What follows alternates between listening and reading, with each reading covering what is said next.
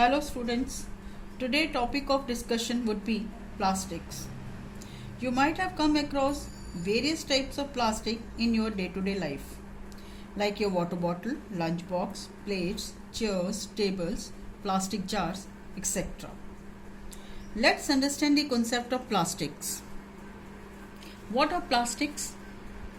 The name plastic refers to the property of plasticity, the ability to deform without breaking, which means they are soft and easy to turn into many different things. Basically, plastics are organic material just like wood, paper or wool. The raw materials used to produce plastics are natural products such as cellulose, coal, natural gas, salt and of course crude oil.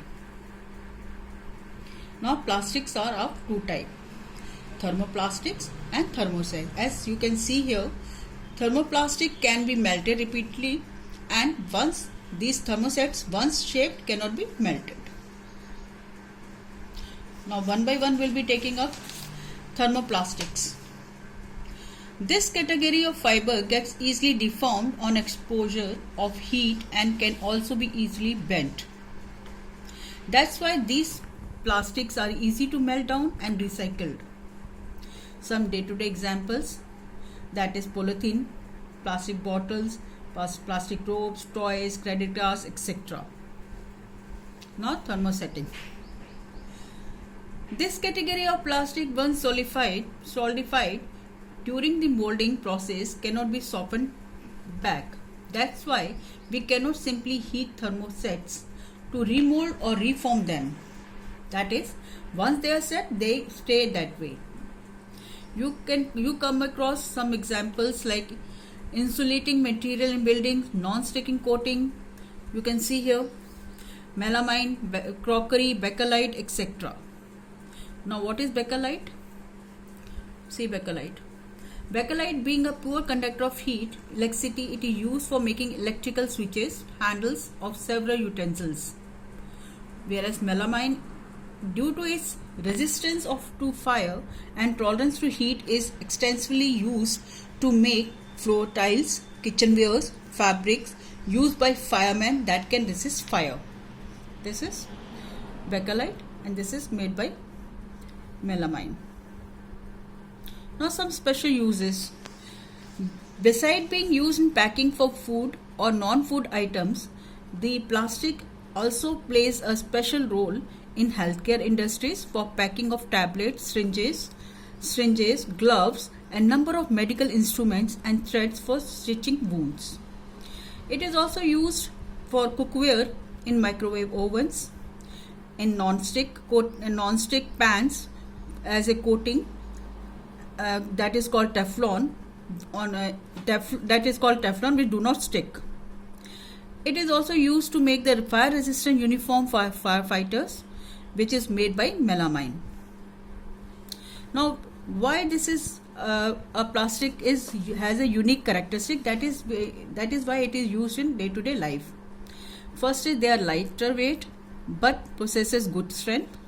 They are inexpensive and hence finds extensive use in several household industries. They are non-reactive and hence are resistant to corrosion. They are durable and hence can be molded into any shape and size. They are poor conductor of heat and electricity, for which they are being extensively used in manufacturing handles of electrical appliances, utensils and switchboards. This we have already done in question and answer session. So you can just go through this both the difference between thermoplastic and thermosetting and write down in your notebook also. Now come to biodegradable and non-biodegradable materials. Material that are organic and hence get easily decomposed by microorganisms are termed as biodegradable waste. Once decomposed, they can be used as humus to increase the fertility of soil. This kind of material includes kitchen waste, dead plants and animals, human excreta, etc. Whereas the material that are inorganic and hence cannot be decomposed by any means are termed as non-biodegradable waste. They persist in the environment for a longer time and thereby polluting the environment. They cannot even be burned as their burning release a lot of gases in the environment causing air pollution. This kind of material includes plastic, metals, glasses. You can see plastic here, heap of plastic being which will never be decomposed, and see the fish getting the plastic, intake the plastic inside. Now 4 R's: reduce, reuse, recycle and recover. The biodegradable material can be collected separately and can be reused after proper treatment. They can be recycled. This is termed as 4R strategy, which means reduce, reuse, recycle and recover. Some of the ways to limit the use of non-biodegradable material are as follow. Provision to the disposal of plastic bags near water bodies or nearby places where animals can feed upon.